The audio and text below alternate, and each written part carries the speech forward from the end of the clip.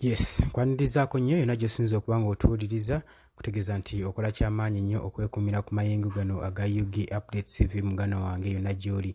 Baganda bange abali ku kyeyo abali emitala w'amayanja nammwe mbalamusizaako nnyo mubale kwekumira ku mayengo ga UG Updates TV. Awula ggwe ate nakuba ng'osubscribinga kubiriza nti genda mu maaso osubscribinge ku UG Updates TV. Kaakati poliisi evuddeyo ne yeegaana okufa kw'omwana mulenzi ow'ekibiina kya National Unity Platform. Evuddeyo n'ebyewakana naye pulezidenti wa National Unity Platform avuddeyo n'alumiriza poliisi, avuddeyo n'agirumiriza gwe mukwano gwange ali eyo ampuliriza. Abagambye temujja kwewakana wadde n'omulundi n'ogumu nga bwe muzze mu kikola. Avuddeyo n'abalumiriza. Baganda bange mmwe abali diaspora, abali e Kenya, abali e Canada, nammwe mbalamusizaako nnyo. Abali mu Kenya Nairobi, Danny ku Airways e Kenya nawe nkulamusizaako nnyo bali kwekumira ku mayengo ga UG Updates TV.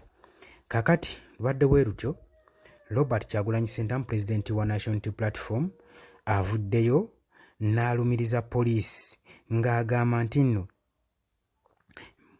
temujja kwekwasa newankubadde mwagala okwekwasa nti yafiiridde mu accident, yafiiridde mu bathroom, ebyo byonna byakwewusa, byabwewusa. Poliisi mmwe mwasse omwana oyo olw'ensonga nti mwana oyo mwamukwata ne mumutokyalinga nga mumulanga okuba wa National Unity Platform era mwaba muviiriddeko okuba ng'afa. Ebyo bibadde bigambo bya Pulezidenti Robert Kyagulanyi Ssentamu wavuddeyo n'asonga olunwe mu poliisi eya Uganda nti yaviiriddeko okufa kw'omwana mulenzi omuwagizi w'ekibiina kya National, sina muwagizi kyokka wabula memba wa National Unity Platform eyatuvudde ku maaso bitalo nnyo ddala. Naye nga Robert Kyagulanyi Ssentamu agamba nti olw'okubanga yakyunyizibwa nnyo n'ekitongole kino ekikuumaddembe ekya poliisi ya wano eya Uganda kyekyaviiriddeko okuba ng'afa. So si bino poliisi yeekwasa, tiyafiiridde mu kabenje, yafiiridde mu kinaabiro, ebyo byabwewusa, ekituufu bakimanyi nti be basse omwana. Agambye nti ekituufu bakimanyi be basse omwana. Leader of Opposition Robert Kyagulanyi Ssentamu amanyikiddwa nga Bobi Wine eyali mu music industry n'atandinga n'afuuka politician. Agamba nti ensonga yange ku kufa kw'omwana omulenzi ono era alipootingibwa mbu yafa mu nfa etali kiriya, eri anikiriya. Oluvannyuma lwe yali amaze okukwatibwa n'ekitongole ekya poliisi ya Uganda, omwana oyo we yafa. Omwana ono abadde amanyikiddwa nga Mugisha, gwe baawaayiriza nti yali akuumye amasimu agaali gabbiddwa mu pate,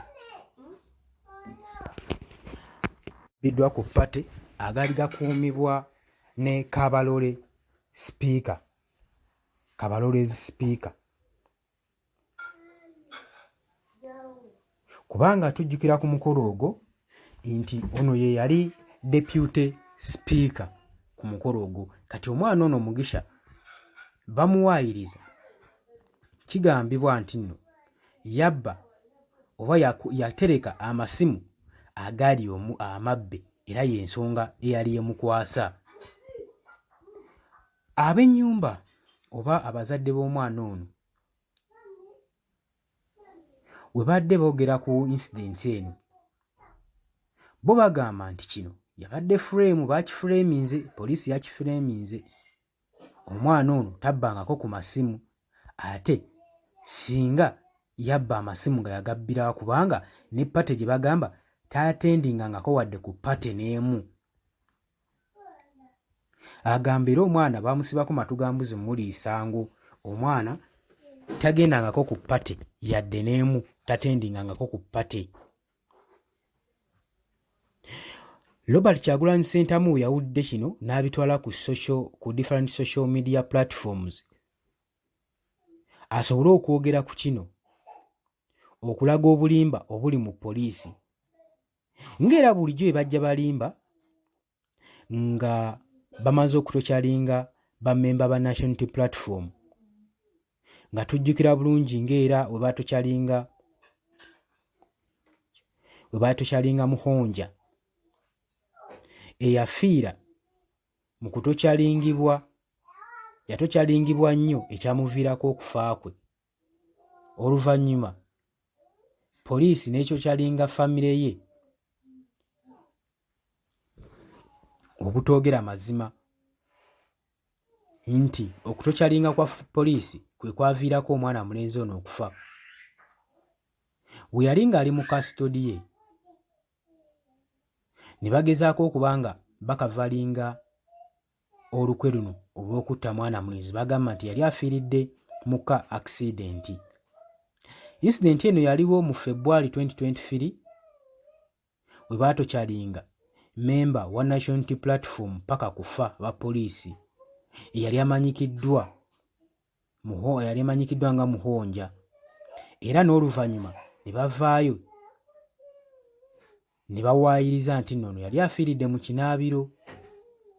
Naye Pulezidenti Robert Kyagulanyi Ssentamu agambye bagende mu maaso n'okukola bino ebintu, naye wajja kubeerawo embalirira yaakyo, balijja kisasulira gye bujjako mu maaso eyo. Teri kiseera kya lubeerera, buli kimu kijja kuggwa.